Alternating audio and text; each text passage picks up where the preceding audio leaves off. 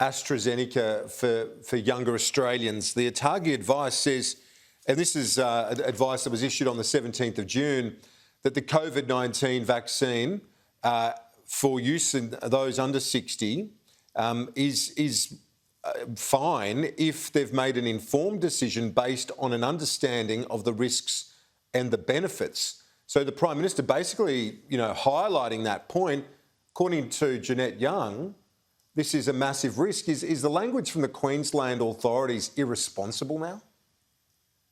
Well, I think that's a very generous description, Kieran, frankly, what the Prime Minister did the other night. This was some pretty chaotic freelancing by the Prime Minister, and I think the AMA President, Omar Khorshid's dictum that politicians should stay out of the business of giving health advice is something the Prime Minister should listen to. Now, all of us, I think, at state and federal level, Labor and Liberal, have been pretty disciplined over the last 15 months about letting the health experts determine the best possible health advice to the Australian community. And the politician's job then is to help that be implemented, to organise supply of vaccines, to make sure there are quarantine systems in place to keep people safe in the interim. Now, Scott Morrison strayed into the territory of giving health advice, and I think whether it's the AMA, the College of General Practitioners, a series of chief health officers around the states, he's been pulled into line because the vaccine rollout, frankly, was already pretty chaotic. Already we're running at last place in the OECD in terms of full vaccination. And to use Omar Khorshid's words, the Prime Minister has thrown a bit of a hand grenade into what was already a chaotic, confusing picture. Omar Khorshid is the head of the AMA, they're GPs. I've spoken to epidemiologists, Paul Griffin from the University of Queensland, Tony Blakely, another epidemiologist, is of a similar view, both welcoming this move by the Prime Minister to encourage younger people to use the supplies of AstraZeneca. Well, it's just not the advice that we're getting from chief health officers around the states and from the AMA and many others. I'm not sure what the Prime Minister was trying to do the other night. Frankly, the vaccine rollout was already in trouble, already far too slow. He didn't organise enough supply from enough companies so that states, Labor and Liberal alike, are saying they don't have the supply that they need. GPs are saying they don't have the supply that they need.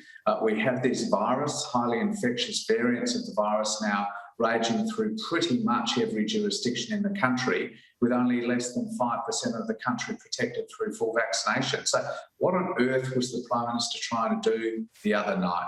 Instead of doing something constructive like ringing Joe Biden and seeing whether there are additional supplies of Pfizer that we're able to secure here in Australia, or doing something productive about quarantine, he decided to insert himself into the public health debate. And that, for politicians, is a very, very dangerous place to be. Indeed, but we keep saying, we're going to rely on the health advice. What happens when the health advice is over the top or counterproductive? Because surely right now it's important for us to deal with this issue of hesitancy. And when you've got senior figures coming out and saying one alternative is risky, or suggesting that they don't want to see an 18-year-old die from a vaccine as opposed to as COVID, which they won't die from. Is that the sort of language we should hear from our authorities at a time when there's already hesitancy? Well, frankly, the best thing to do to counter hesitancy would be to put out the sort of public health information campaigns that we see all around the world. We've been calling for now for months and months. We have a great tradition in Australia of having good public information campaigns to answer the questions people legitimately have about which vaccine they should consider taking. There wasn't really, it was already a relatively confusing position before the Prime Minister's press conference late the other night, but he has substantially increased the level of chaos, the level of confusion that we have around our vaccination program. And so it is going to take a bit of time to settle, frankly, as our public health experts, the chief health officers in different states, have to deal with question after question after question from journalists and many others about what the Prime Minister was going on about the other night. The Pharmacy Guild is outraged that they haven't been used. I spoke to one pharmacist in Bacchus Marsh Lauren Howarth from the Terry White there. She says she's talking to clients, customers every day for an hour, a few hours a day, dealing with this hesitancy issue. It'd be much easier if she was being utilised and the thousands of other pharmacists, community pharmacists, where they could go, they've got the facilities. That to me seems like a no-brainer in terms of trying to manage that hesitancy issue. If you can get it while you just pop down and get some Panadol or whatever else, make it easier. Well, of course, the original vaccine program or vaccine strategy that the government released in January saw community pharmacists taking a role as early as May. We're now into July tomorrow, and there are hardly any community pharmacies being utilised in the vaccination program, only really a few in rural and remote areas around some states in Australia. And we know through the flu vaccination program just how important the work of community pharmacies can be to helping make sure that people get access to these important vaccinations. I have said on a number of occasions, I think we need all hands on deck. We're more than 4 months into this vaccination program and still less than 5% of the population is fully vaccinated. Of course, our GPs are a core part of that effort.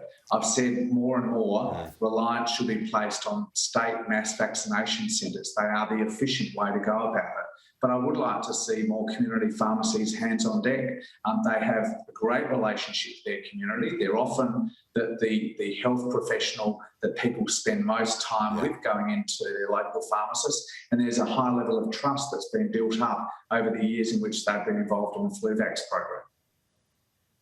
Indeed, and they know them, they talk to them, nearly on a daily basis, and it just seems to make that ease of access, it overcomes that as well. Let's just finally, Mark Butler, can I get your sense, your read on where we're at? Because obviously a number of states, not your hometown, but a lot of other parts of this nation in lockdown, a lot of our viewers watching us this afternoon from stay-at-home conditions, stay-at-home orders. Are we on top of this? Are they stabilising these numbers? Well, the numbers are looking hopeful. I think we're not seeing a big increase in the daily numbers, particularly out of New South Wales, which is really ground zero for a lot of this. We do have very strong contact tracing systems that are in place at a state level, and I still have a high level of confidence that we're going to get through this relatively soon. But I think it does reinforce the extra danger posed by these new variants. They are much, much more infectious, particularly the Delta variant. We've seen the idea that it can be transmitted through the sort of fleeting contacts that last year would not have seen a transmission of the original strains of coronavirus. We're seeing a very high level of transmission within households where there is one case transmitting to almost all other members of the household. So we can't be complacent. We do have to get on with this vaccination program. This has been an appalling failure by the Morrison government, just only having less than 5% protected against these viruses. But I have a reasonably high level of confidence that we are going to get on top of these outbreaks around the country pretty quickly.